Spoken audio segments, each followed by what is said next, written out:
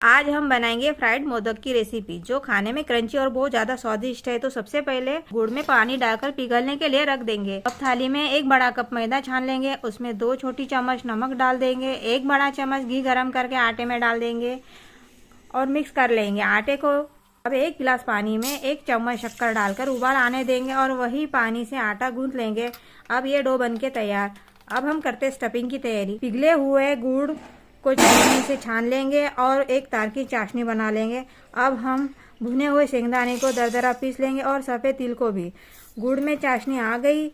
अब हम डालेंगे आधा कटोरी खक्कस डालेंगे जिसकी मात्रा 3 चम्मच है। फिर हम डालेंगे शेंगदाना और तिल्ली का पिसा हुआ मिश्रण, 1 कटोरी नारियल कीस और ड्राई फ्रूट डाल के इसको पूरा मसाला बना लेंगे।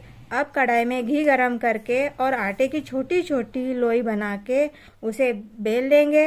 अब हमारी मोदक स्टफिंग डाल के मोदक जैसे आकार का बना लेंगे। अब हम इसे धीमी आंच पर तल देंगे। अब हमारे फ्राइड मोदक बनके तैयार है।